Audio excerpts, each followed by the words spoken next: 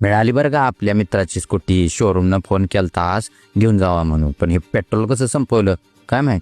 तर रामराम मंडळी, आज बघा सकाळी शाळेवर जाताना हे आमची झडपी पुजारवाडी शाळेची सहल जाणार होती, म्हणून त्यांनी तिन्ही मोठ्या गाड्या रोडवर लावल्या होत्या. म्हणलं जागा द्या मला तर जाऊ द्या शाळेवर. मग फिरून आलो तरी अजून ह्यांनी इथंच होती. कवा जाते ती काय माहीत. नंतर इथं माळवाडीत गेलो तर इथं JCB आडवा.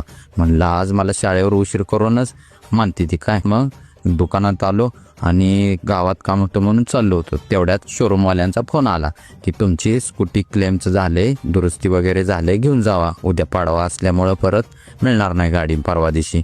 म्हणून मग गेलो. बघतो तर काय गाडीचं सगळं काम वगैरे केलं होतं चांगलं, पण फुटलेस गायब केलं होतं. परत त्यांच्याकडनं बसून घेतलं आणि पेट्रोलचं काय केलं काय माहीत. लय होतं 3-4 लिटर संपवलं का काय, आता कशाला यूज केला ते त्यांनाच माहीत. आणि मेन म्हणजे गोळ काय झाला की पैसे आत दिले होते त्यांनी ते रिपेरिंगवाल्याला द्यायला, ते घरीच विसरले होतं. मग अमोलला पाठवला माघारी, घेऊन ये म्हणलं. मग आलो स्कूटी घेऊन आणि दुकानात येऊन बसलो तरी लाईट गेली. आधीच उकडते त्यात लाईट गेली. हे असं का करते ती काय माहीत. उन्हाळ्यासारखंच लाईट घालवायला लागले ते. आपण भेटू पुढच्या ब्लॉगमध्ये. राम राम.